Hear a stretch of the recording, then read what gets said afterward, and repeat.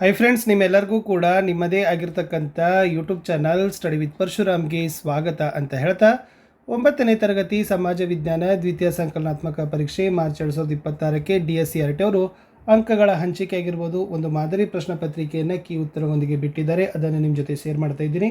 ವಿಡಿಯೋನ like, share ಮತ್ತು subscribe ಮಾಡೋದನ್ನು ಮಾತ್ರ ಮರೆಯದಿರಿ. ಆಲ್ರೆಡಿ ಇಲ್ಲಿಯವರೆಗೆ 9th ಕನ್ನಡ ಕ್ವಶನ್ ಪೇಪರ್ ಹಾಕಿದ್ದೀವಿ, ಹಿಂದಿ ಹಾಕಿದ್ದೀವಿ, ಓಕೆನಾ. ಇವಾಗ SS ಇದೆ, ನೆಕ್ಸ್ಟ್ ಮ್ಯಾಥ್ಸು ಕೂಡ ಅಪ್ಲೋಡ್ ಮಾಡಿದ್ದೀನಿ.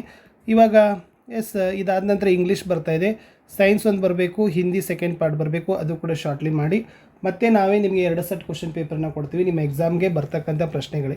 ಓಕೆ, ಅದನ್ನು ಕೂಡ ನಿಮಗೆ ಸಿಗಬೇಕಾದ್ರೆ ಚಾನಲನ್ನು ಸಬ್ಸ್ಕ್ರೈಬ್ ಮಾಡಿಕೊಂಡು FASC ಎಕ್ಸಾಮ್ ಅಂತಲೇ ಕ್ವಶನ್ ಪೇಪರ್ಸ್ ಇದ್ದಾವೆ, ಅಲ್ಲಿ ಹೋಗಿ ತಾವುಗಳು ವಿಸಿಟ್ ಮಾಡಿದರೆ ಸಾಕು, ಖಂಡಿತವಾಗಿ ನಿಮಗೆ ಒಳ್ಳೆಯ ವಿಡಿಯೋಗಳು ಸಿಗ್ತವೆ. ಮೊದಲಿಗೆ ವೇಟೇಜ್ ನೋಡ್ಕೊಂಡು ಬರೋಣ.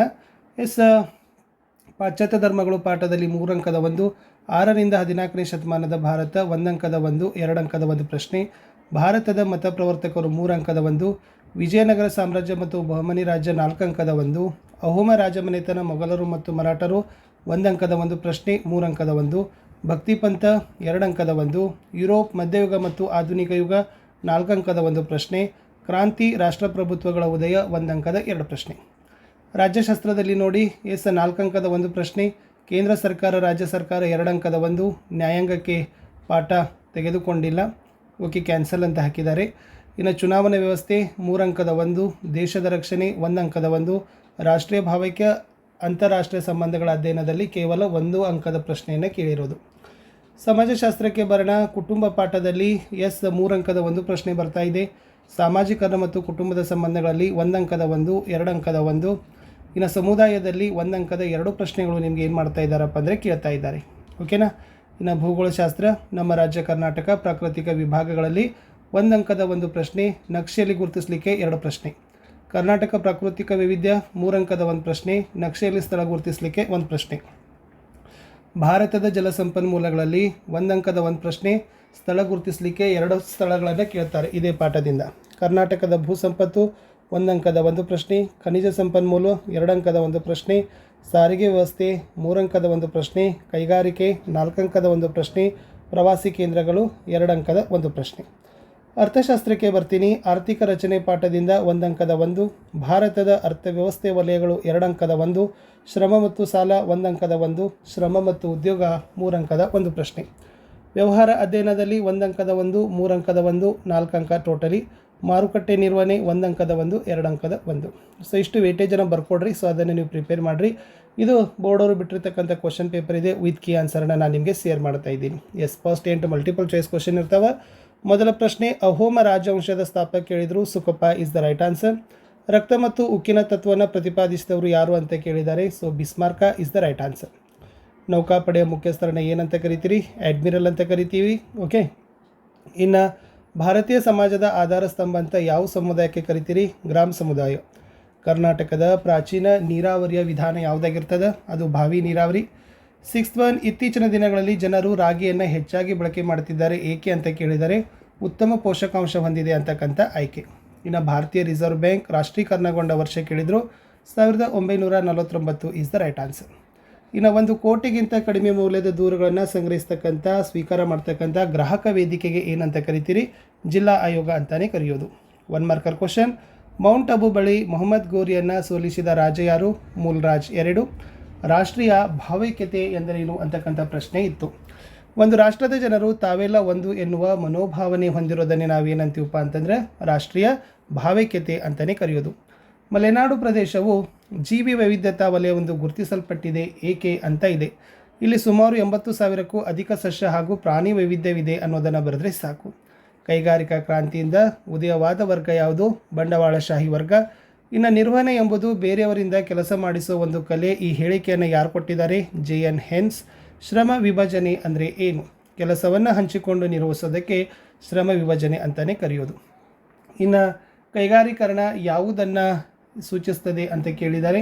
ಸೊ ಕೈಗಾರಿಕೆ ಅಂತಕ್ಕಂಥದ್ದು ಏನಪ್ಪ ಅಂತಂದರೆ ಅದು ಸರಕು ಮತ್ತು ಸೇವೆಗಳ ಉತ್ಪಾದನೆಗೆ ಬಳಸುವ ತಂತ್ರಜ್ಞಾನದಲ್ಲಿ ಉಂಟಾಗುವ ಬದಲಾವಣೆಯ ಕ್ರಿಯೆಯನ್ನು ಸೂಚಿಸ್ತದೆ ಅಂಥದ್ದನ್ನು ನೀವೇನು ಮಾಡಬೇಕಾಗಿತ್ತು, ಸೊ ಬರೆದ್ರೆ ಆನ್ಸರ್ ಕಂಪ್ಲೀಟ್ ಆಗ್ತದೆ. ಮುಂದಿನ ಪ್ರಶ್ನೆ ಇತ್ತು, ಮಾನವ ಸ್ವತಂತ್ರವಾಗಿ ಜನಿಸಿದ ಆದರೆ ಎಲ್ಲೆಲ್ಲೋ ಸರಪಳಿಯಿಂದ ಬಂಧಿಸಲ್ಪಟ್ಟಿದ್ದಾನೆ ಅಂತಕ್ಕಂಥ ಈ ಹೇಳಿಕೆಯನ್ನು ಯಾರು ಕೊಟ್ಟಿದ್ದಾರೆ ಅಂತ ಕೇಳಿದರೆ ರೋಸೋ ಇಸ್ ದ ರೈಟ್ ಆನ್ಸರ್. ಇನ್ನು 2 ಮಾರ್ಕರ್ ಕ್ವಶನ್ಸ್ಗೆ ಬರ್ತೀನಿ. ರಾಜ್ಯಪಾಲನಾಗಲು ಇರಬೇಕಾದ ಅರ್ಹತೆಗಳೇನು ಅಂತಕ್ಕದ್ದನ್ನು ಪ್ರಶ್ನೆ ಇತ್ತು. ಸೊ ರಾಜ್ಯಪಾಲ ಯಾರಾಗ್ತಾರಲ್ಲ ಅವ್ರಿಗೆ ಏನು ಅರ್ಹತೆಗಳಿದಾವಪ್ಪ ಅಂದ್ರೆ, ಫಸ್ಟ್ ಒನ್ ಇಸ್ದು ಭಾರತದ ಪ್ರಜೆಯಾಗಿರಬೇಕು, ಕನಿಷ್ಠ 35 ವರ್ಷ ವಯಸ್ಸಾಗಿರಬೇಕು, ಯಾವುದೇ ಲಾಭದಾಯಕ ಹುದ್ದೆಯಲ್ಲಿ ಇರಬಾರ್ದು, ಸಂಸತ್ತು ಮತ್ತು ರಾಜ್ಯ ಶಾಸಕಾಂಗದ ಸದಸ್ಯರಾಗಿರಬಾರ್ದು ಅನ್ನೋದು ಅರ್ಹತೆ ಇತ್ತು. ಇನ್ನು ಸರ್ವೋಚ್ಚ ನ್ಯಾಯಾಲಯದ ನ್ಯಾಯಾಧೀಶರಾಗಲು ಇರಬೇಕಾದ ಅರ್ಹತೆಗಳು: ಭಾರತದ ಪ್ರಜೆಯಾಗಿರಬೇಕು, ಯಾವುದೇ ಉಚ್ಚ ನ್ಯಾಯಾಲಯದಲ್ಲಿ ಕನಿಷ್ಠ 5 ವರ್ಷಗಳ ಕಾಲ ನ್ಯಾಯಾಧೀಶರಾಗಿ ಸೇವೆ ಸಲ್ಲಿಸಿರಬೇಕು, ಯಾವುದೇ ಉಚ್ಚ ನ್ಯಾಯಾಲಯದಲ್ಲಿ 10 ವರ್ಷಗಳ ಕಾಲ ವಕೀಲರಾಗಿ ಸೇವೆಯನ್ನು ಸಲ್ಲಿಸಿರಬೇಕು, ರಾಷ್ಟ್ರಾಧ್ಯಕ್ಷರ ಅಭಿಪ್ರಾಯದಲ್ಲಿ ಆತ ನ್ಯಾಯತಜ್ಞನಾಗಿರಬೇಕು ಅನ್ನೋದೇ ಒಂದು ಅರ್ಹತೆ. ಇನ್ನು ಧರ್ಮ ಸಾಮಾಜೀಕರಣದ ಪ್ರಮುಖ ನಿಯೋಗ ಹೇಗೆ ಅಂತ ಕೇಳಿದ್ದಾರೆ. ಸೊ ಇದು ನೈತಿಕತೆ, ಸಂಪ್ರದಾಯ, ಸಮಾಜ ಸೇವೆಗಳು, ದಾನ ಧರ್ಮವನ್ನು ಅಳವಡಿಸಿಕೊಳ್ಳಲು ಧರ್ಮ ಏನಾಗ್ತದಪ್ಪ ಅಂದರೆ ಸಹಕಾರಿ ಮಾಡ್ತದ ಅನ್ನೋದನ್ನು ಪಾಯಿಂಟ್ಸಲ್ಲಿ ಬರೀಬೇಕು. ಇನ್ನು ಭಾರತದಲ್ಲಿ ಗ್ರಾಮ ಸಮುದಾಯವು ಮಹತ್ವದ್ದಾಗಿದೆ ಹೇಗೆ ಅಂತ ಕೇಳಿದ್ದಾರೆ. ಮುಖ್ಯವಾಗಿ ಗ್ರಾಮಗಳೇ ಭಾರತದ ಸಮಾಜದ ಆಧಾರ ಸ್ತಂಭ, ಕೃಷಿ ಪ್ರಾಧಾನ್ಯತೆ, ಸಾಂಸ್ಕೃತಿಕ ಶ್ರೀಮಂತಿಕೆ, ಐತಿಹಾಸಿಕ ಮತ್ತು ಸಾಂಸ್ಕೃತಿಕ ಕೊಡುಗೆ, ಸಾಮಾಜಿಕ ಜೀವನದ ಪೂರ್ಣ ಸಂಘಟನೆ ಅಂತ ಬರೆದ್ರೆ ಸಾಕು. ಇನ್ನು ದೆಹಲಿ ಸುಲ್ತಾನರ ಕಾಲದ ಆರ್ಥಿಕ ವ್ಯವಸ್ಥೆಯನ್ನು ಸಂಕ್ಷಿಪ್ತವಾಗಿ ವಿವರಿಸ್ರಿ ಅಂತ ಕೇಳಿದರು. ಅಧಿಕ ತೆರಿಗೆ ಭಾರ ಜನರ ಮೇಲಿತ್ತು. ಈ ಸಾರಿಗೆ ಸಂಪರ್ಕ ಕಷ್ಟವಾದ್ದರಿಂದ ಬೆಲೆಗಳು ಎಲ್ಲ ಭಾಗದಲ್ಲೂ ಏಕರೂಪದಲ್ಲಿ ಇರಲಿಲ್ಲ. ಕೃಷಿ ಸಂಪತ್ತಿನ ಮೂಲವಾಗಿತ್ತು. ದೆಹಲಿಯಲ್ಲಿ ಸುಲ್ತಾನರು ತಮ್ಮದೇ ಆದ ಕಾರ್ಖಾನೆಗಳನ್ನು ಹೊಂದಿದ್ದರು. ಚಿನ್ನ, ಬೆಳ್ಳಿ ಸಾಮಗ್ರಿ ತಯಾರಿಕೆ, ಕಸೂತಿ ಹಾಕುವಿಕೆ, ಬಟ್ಟೆ ತಯಾರಿಕೆ, ಬಣ್ಣ ಹಾಕುವಿಕೆ ಮೊದಲಾದ ಕೈಗಾರಿಕೆಗಳು ಇತ್ತು. ಇನ್ನು ನಮ್ಮ ರಾಜ್ಯದಲ್ಲಿ ಕಬ್ಬಿಣದ ಅದಿರು ಸಿಗೋ ಪ್ರದೇಶಗಳನ್ನು ಪಟ್ಟಿ ಮಾಡಿ ಅಂತ ಕೇಳಿದ್ದಾರೆ. ಬಳ್ಳಾರಿ, ವಿಜಯನಗರ, ಚಿಕ್ಕಮಗಳೂರು, ಬಾಗಲಕೋಟೆ, ಚಿತ್ರದುರ್ಗ, ತುಮಕೂರು, ಶಿವಮೊಗ್ಗ, ದಕ್ಷಿಣ ಕನ್ನಡ, ಉತ್ತರ ಕನ್ನಡ ಮತ್ತು ಗದಗ ಜಿಲ್ಲೆಗಳಲ್ಲಿ. ಇನ್ನು 21 ತೃತೀಯ ವಲಯದ ಉದ್ಯೋಗಗಳಾವುವು ಅಂತ ಕೇಳಿದರು. ಶಿಕ್ಷಣ ಬರೀಬೇಕು, ಸಾರಿಗೆ ಸಂಪರ್ಕ, ಪ್ರವಾಸೋದ್ಯಮ, ವಿಮೆ, ಸಾರ್ವಜನಿಕ ಆಡಳಿತ ಅಂತ ಬರೆದ್ರೆ ಸಾಕು. ಇನ್ನು 22 ನೀವು ಆನ್ಲೈನ್ ವ್ಯಾಪಾರದಲ್ಲಿ ವಹಿಸಬೇಕಾದ ಮುನ್ನೆಚ್ಚರಿಕೆ ಕ್ರಮಗಳೇನು ಅಂತ ಕೇಳಿದರು. ವಸ್ತುಗಳು ಸುರಕ್ಷಿತವಾಗಿ ಅನ್ನೋದನ್ನು ನೋಡಿಕೊಳ್ಬೇಕು, ಬೆಲೆ ಸರಿಯಾಗಿದೆಯೇ ಅಂತ ಪರೀಕ್ಷೆ ಮಾಡಿಕೊಳ್ಬೇಕು, ವಸ್ತುವಿನ ಗುಣಮಟ್ಟ ಸರಿ ಇದೆ ಎಂಬುದನ್ನು ತಿಳಿದು ಅಂತರ್ಜಾಲ ಪಾವತಿ ಸಮಯದಲ್ಲಿ ಮುನ್ನೆಚ್ಚರಿಕೆಯನ್ನು ವಹಿಸಬೇಕು ಅನ್ನೋದನ್ನು ಬರೆದ್ರೆ ನಿಮ್ಮ ಆನ್ಸರ್ ಏನಾಗ್ತದಪ್ಪ ಅಂದರೆ ಕಂಪ್ಲೀಟ್ ಆಗ್ತದೆ. ಈ ನೆಕ್ಸ್ಟ್, ಅಸ್ಸಾಂನ ಸಾಂಸ್ಕೃತಿಕ ಮತ್ತು ಧಾರ್ಮಿಕ ಇತಿಹಾಸದಲ್ಲಿ ಶ್ರೀಮಂತ ಶಂಕರದೇವನ ಪಾತ್ರ ಪ್ರಮುಖವಾಗಿದೆ ಹೇಗೆ? ಇವರು ಅಸ್ಸಾಂನ ಸಾಂಸ್ಕೃತಿಕ ಮತ್ತು ಧಾರ್ಮಿಕ ಇತಿಹಾಸದಲ್ಲಿ ಶ್ರೀಮಂತ ಶಂಕರದೇವರ ಪಾತ್ರ ಬಹಳನೇ ಮುಖ್ಯ. ಇವರು ಭಾರತದಲ್ಲಿ ಸಂಸ್ಕೃತಿ ಮತ್ತು ಸಂಗೀತದಲ್ಲಿ ಹೊಸತನವನ್ನು ತಂದರು. ಶಂಕರದೇವರ ಭಾಗವತವು ಸಂಸ್ಕೃತ, ಅಸ್ಸಾಮಿ, ಬ್ರಜಾವಳಿ ಭಾಷೆಯಿಲ್ಲದವೆ. ಅಸ್ಸಾಂನಲ್ಲಿ ಇವರು ಪ್ರಾರಂಭಿಸಿದ ಭಕ್ತಿ ಚಳವಳಿಯು ಭಾರತದ ಇತರ ಭಾಗಗಳ ಮೇಲೆ ತನ್ನ ಪ್ರಭಾವವನ್ನು ಬೀರ್ತದೆ. ಇವರು ಪ್ರಾರಂಭಿಸಿದ ಚಳವಳಿಯನ್ನು ಸರಿಯಾಗಿ ಏಕಾಸರಣ ಧರ್ಮ ಅಥವಾ ವೈಷ್ಣವ ಚಳವಳಿ ಅಂತಲೇ ಕರೆದರು. ನೆಕ್ಸ್ಟ್, ನಾವು ಕೃಷ್ಣನ ಮೇಲೆ ಅಚಲ ಪ್ರೀತಿಯನ್ನು ಬೆಳೆಸಿಕೊಳ್ಳಬೇಕು, ಅವನ ಮೇಲೆ ಹಾಡುಗಳನ್ನು ಹಾಡಬೇಕು ಮತ್ತು ಅದನ್ನು ಕೇಳೋ ಮೂಲಕ ನಾವು ಭಗವಂತನಲ್ಲಿ ಭಕ್ತಿಯನ್ನು ಗಳಿಸಬೇಕು ಎಂದು ಅವರು ಹೇಳಿದರು. ಇನ್ನು ದೇವರ ಸೇವಕನಾಗಿ ಒಳ್ಳೆಯ ಭಾವನೆಗಳನ್ನು ಹೊಂದಿರಬೇಕು. ಇವರು ವೈಷ್ಣವರಂತೆ ಈ ಚಳವಳಿ ಕೃಷ್ಣನೊಂದಿಗೆ ರಾಧೆಯನ್ನು ಪೂಜಿಸೋದಿಲ್ಲ. ಶ್ರೀಮಂತ ಶಂಕರ ದೇವರು ಸರಣಿಯ ಪದ್ಧತಿ ಪ್ರಾರಂಭಿಸಿದರು, ಅಸಮಾನತೆ ವಿರುದ್ಧ ಹೋರಾಡಿದರು ಅನ್ನೋದನ್ನು ಪಾಯಿಂಟ್ಸ್ ಹಾಕಿದರೆ ಸಾಕು. ಇನ್ನು ಐತಿಹಾಸಿಕ ಸ್ಮಾರಕಗಳ ಸಂರಕ್ಷಣೆ ನಮ್ಮೆಲ್ಲರ ಜವಾಬ್ದಾರಿಯಾಗಿದೆ, ಸಮರ್ಥಿಸಿರಿ ಅಂತ ಕೇಳ್ತಾರೆ. ಭವಿಷ್ಯದ ಪೀಳಿಗೆಗಾಗಿ, ಹಿಂದಿನ ಇತಿಹಾಸ ಪರಿಚಯಕ್ಕಾಗಿ, ಭವ್ಯ ಸಂಸ್ಕೃತಿ ಉಳಿಸಿ ಬೆಳೆಸಲು, ನಾಡು ನುಡಿಯನ್ನು, ನಾಗರಿಕತೆಯನ್ನು ಅರಿಯಲು. 3 ಮಾರ್ಕರ್ ಕ್ವಶನ್, ಶಂಕರಾಚಾರ್ಯರ ಪ್ರತಿಪಾದಿಸಿದ ತತ್ವಗಳು ಅಂತ ಪ್ರಶ್ನೆ ಇತ್ತು. ಶಂಕರಾಚಾರ್ಯರು ಉಪನಿಷತ್ತುಗಳು ಮತ್ತು ಬ್ರಹ್ಮಸೂತ್ರಗಳನ್ನು ಆಳವಾಗಿ ಅಧ್ಯಯನ ಮಾಡಿ ಅದ್ವೈತ ತತ್ವಶಾಸ್ತ್ರವನ್ನು ಪ್ರಚಾರ ಮಾಡ್ತಾರೆ. ಅವರು ಲೌಕಿಕ ಜೀವನಕ್ಕೆ ಆದ್ಯತೆ ನೀಡಲಿಲ್ಲ, ಬದಲಾಗಿ ಇಡೀ ಜಗತ್ತಿಗೆ ಆಧ್ಯಾತ್ಮಿಕಕ್ಕೆ ಹೆಚ್ಚಿನ ಒಲವನ್ನು ಏನು ಮಾಡ್ತಾರಪ್ಪ ಅಂದರೆ ಕೊಡ್ತಾರೆ. ಜಗತ್ತು ಮಾಯೆ, ಒಂದು ಭ್ರಮೆ ಅಂತ ಹೇಳ್ತಾರೆ, ಬ್ರಹ್ಮವೇ ಪರಮ ಸತ್ಯ ಅಂತ ಹೇಳ್ತಾರೆ. ಸಮಾಜದಲ್ಲಿರುವ ಜನರು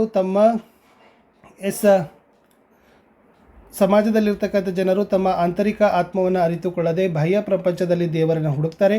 ಶಂಕರಾಚಾರ್ಯರ ಪ್ರಕಾರ ಆತ್ಮ ಮತ್ತು ಪರಮಾತ್ಮ ಇಬ್ಬರೂ ಒಂದೇ, ಆದ್ದರಿಂದ ಅಹಂ ಬ್ರಹ್ಮಾಸ್ಮಿ ಅಂತ ಹೇಳಿದ್ದಾರೆ. ಅದರ ಅರ್ಥ ನಾನು ಬ್ರಹ್ಮ ಅಥವಾ ದೇವರು, ಅಂದರೆ ದೇವರು ನಮ್ಮೊಳಗೆ ಇದ್ದಾನೆ. ನಾವು ಜ್ಞಾನದ ಹಾದಿಯಲ್ಲಿ ಸಾಗಬೇಕು ಮತ್ತು ಪ್ರಪಂಚದ ಸ್ವರೂಪವನ್ನು ಅರಿಯಬೇಕು. ನಾವು ನಮ್ಮ ಆತ್ಮವನ್ನು ಸಂಪೂರ್ಣವಾದ ಆತ್ಮವಾದ ಬ್ರಹ್ಮದೊಂದಿಗೆ ವಿಲೀನವನ್ನುಗೊಳಿಸಬೇಕು. ಇನ್ನು ಆಗ ಮಾತ್ರ ನಾವು ಮೋಕ್ಷವನ್ನು ಪಡೀಲಿಕ್ಕೆ ಸಾಧ್ಯ. ಶಂಕರಾಚಾರ್ಯರ ಪ್ರಕಾರ ದೇವರಿಗೆ ಯಾವುದೇ ಗುಣ, ಲಕ್ಷಣ, ಆಕಾರಗಳಿಲ್ಲ.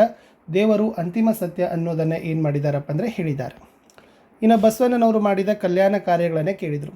ಬಸವಣ್ಣನವರು ಆ ಸಮಯದಲ್ಲಿ ಆಚರಣೆಯಲ್ಲಿದ್ದ ಆಚರಣೆ, ಮೂಢನಂಬಿಕೆ, ಕುರುಡು ನಂಬಿಕೆಗಳನ್ನು ಖಂಡಿಸ್ತಾರೆ. ಸಮಾಜದಲ್ಲಿ ಆರ್ಥಿಕ, ಸಾಮಾಜಿಕ, ಧಾರ್ಮಿಕ ಸುಧಾರಣೆಗಳನ್ನು ಜಾರಿಗೆ ತರ್ತಾರೆ. ಸಮಾಜ ಸುಧಾರಣೆ ಜೊತೆಗೆ ಆತ್ಮ ಸುಧಾರಣೆಗೆ ಶ್ರಮಿಸ್ತಾರೆ. ದೇಹವು ದೇವಾಲಯ, ಅರಿವೇ ಗುರು ಎಂಬ ಕಲ್ಪನೆಯೊಂದಿಗೆ ಇಷ್ಟಲಿಂಗ ರೂಪದಲ್ಲಿ ಏಕದೇವರ ಕಲ್ಪನೆಯನ್ನು ಪ್ರತಿಪಾದಿಸ್ತಾರೆ. ಅವರು ಕಾಯಕ ಮತ್ತು ಇಷ್ಟಲಿಂಗದಂಥ ಹೊಸ ಪರಿಕಲ್ಪನೆಗಳನ್ನು ಹೊರತರ್ತಾರೆ. ಶಾಶ್ವತವಾದದ್ದು ನಾಶವಾಗ್ತದೆ, ಕ್ಷಣಿಕವಾದದ್ದು ಉಳಿಯುತ್ತದೆ, ದೇಹ ಶಿವನ ವಾಸಸ್ಥಾನ ಅಂತ ಹೇಳ್ತಾರೆ. ಬಸವಣ್ಣನವರು ಕಾಯಕವನ್ನು ಒತ್ತಿ ಹೇಳಿದರು, ಕೆಲಸದ ಸಂಸ್ಕೃತಿಯ ತತ್ವವನ್ನು ಎತ್ತಿ ಹಿಡಿದರು. ಕೆಲಸದಲ್ಲಿ ದೇವರು ಮೇಲು ಅಥವಾ ಕೀಳು ಇಲ್ಲ ಅಂತ ಘೋಷಿಸ್ತಾರೆ. ದಾಸೋಹ ತತ್ವದ ಮೂಲಕ ಸಂಗ್ರಹಣೆಯ ಸಂಸ್ಕೃತಿಯನ್ನು ತೆಗೆದುಹಾಕ್ತಾರೆ. ಮಹಿಳಾ ಸ್ವಾತಂತ್ರ್ಯ ಮತ್ತು ಸಮಾನತೆಯ ಪ್ರಚಾರ, ವಚನಗಳನ್ನು ರಾಷ್ಟ್ರದ ಆಧ್ಯಾತ್ಮಿಕ ಬೆಳವಣಿಗೆ ಮತ್ತು ಕಲ್ಯಾಣದ ಹಿನ್ನೆಲೆಯಲ್ಲಿ ಬರೀತಾರೆ. ವಚನಕಾರರು ಸಮಾಜದ ಲೋಪದೋಷಗಳನ್ನು ತೋರಿಸಲು ಪ್ರಯತ್ನಿಸ್ತಾರೆ, ಜನರಲ್ಲಿ ಜಾಗೃತಿಯನ್ನು ಮೂಡಿಸ್ತಾರೆ. ಕರ್ನಾಟಕದ ಪ್ರಮುಖ ಬಂದರುಗಳನ್ನು ಕೇಳಿದ್ದಾರೆ: ಮಂಗಳೂರು, ಮಲ್ಪೆ, ಭಟ್ಕಳ, ಹೊನ್ನಾವರ, ಕುಮಟಾ, ಅಂಕೋಲಾ ಮತ್ತು ಕಾರವಾರ. ಇನ್ನು ಭತ್ತ ಬೆಳೀಲಿಕ್ಕೆ ಯಾವ ಅಂಶಗಳು ಸೂಕ್ತ ಅಂತ ಕೇಳಿದರು. ಇದು ಉಷ್ಣವಲಯದ ಬೆಳೆ. 27 ಡಿಗ್ರಿ ಸೆಲ್ಸಿಯಸ್ ಉಷ್ಣಾಂಶ ಬೇಕು. 150ರಿಂದ 200 ಸೆಂಟಿಮೀಟರ್ ಮಳೆ ಬೇಕು. ಮೆಕ್ಕಲು ಮತ್ತು ಜೇಡಿ ಮಣ್ಣು ಮಿಶ್ರಿತ ಮಣ್ಣು ಬೇಕು. ಸಮತಟ್ಟಾದ ಭೂಮಿ ಬೇಕೇ ಬೇಕು. ಇನ್ನು ಅರ್ಥವ್ಯವಸ್ಥೆಯಲ್ಲಿ ಬ್ಯಾಂಕ್ಗಳ ಪ್ರಾಮುಖ್ಯತೆಯನ್ನು ಕೇಳಿದ್ದಾರೆ. ಸಾರ್ವಜನಿಕರು ಉಳಿತಾಯ ಮಾಡ್ತಾರೆ, ಬಂಡವಾಳ ಸಂಗ್ರಹಿಸ್ತಾರೆ, ಚೆಕ್ಗಳಿಗೆ ಹಣದ ಸಂದಾಯ, ಚಾಲ್ತಿಯಲ್ಲಿರುವ ಮಾರುಕಟ್ಟೆಯ ಬಡ್ಡಿ ದರಗಳಿಗೆ ಸಾಲ ಕೊಡ್ತಾರೆ, ಕೃಷಿ ಮತ್ತು ಸೇವಾ ವಲಯದ ಅಭಿವೃದ್ಧಿ, ಡೆಬಿಟ್ ಮತ್ತು ಕ್ರೆಡಿಟ್ ಕಾರ್ಡ್ ಕೊಡ್ತಾರೆ, ಷೇರುಗಳ ಮೇಲೆ ಹಣ, ಸಾಲ ಸೃಷ್ಟಿಯಲ್ಲಿ ಬ್ಯಾಂಕುಗಳು ಮುಖ್ಯ ಕೆಲಸವನ್ನು ಮಾಡ್ತವೆ. ಉತ್ಪಾದನೆಯಲ್ಲಿ ಶ್ರಮದ ಪ್ರಾಮುಖ್ಯತೆಯನ್ನು ಕೇಳಿದರು. ಇದು ಒಂದು ಉತ್ಪಾದನಾ ಅಂಗ, ಇತರೆ ಉತ್ಪಾದನಾ ಅಂಗಗಳನ್ನು ಚುರುಕು ಮಾಡ್ತದೆ. ಯಾವೇ ವಸ್ತುವಿನ ಉತ್ಪಾದನೆ ಸಾಧ್ಯವಿಲ್ಲ, ಶ್ರಮ ಇಲ್ಲದೆ ವಸ್ತುವಿನ ಉತ್ಪಾದನೆ ಸಾಧ್ಯನೇ ಇಲ್ಲ. ಶ್ರಮ ಉತ್ಪಾದನಾಂಗಗಳನ್ನು ಒಟ್ಟುಗೂಡಿಸ್ತದೆ. ಇದು ದೇಶದ ಅಭಿವೃದ್ಧಿಯನ್ನು ಮಾಡ್ತದೆ. ದೇಶದ ಪ್ರಗತಿಯಲ್ಲಿ ಶ್ರಮ ಅಭಿವೃದ್ಧಿಯಾಗಿ ಕೆಲಸ ಮಾಡ್ತದೆ ಅನ್ನೋದನ್ನು ನೀವು ಬರೀಬೇಕು. ನಿರ್ವಹಣೆಯ ಕಾರ್ಯಕ್ಷೇತ್ರಗಳು 6 ಇದ್ದಾವೆ: ಯೋಜನೆ, ಸಂಘಟನೆ, ಸಿಬ್ಬಂದಿ ಪೂರೈಕೆ, ನಿರ್ದೇಶನ, ಸಂಯೋಜನೆ ಮತ್ತು ನಿಯಂತ್ರಣ.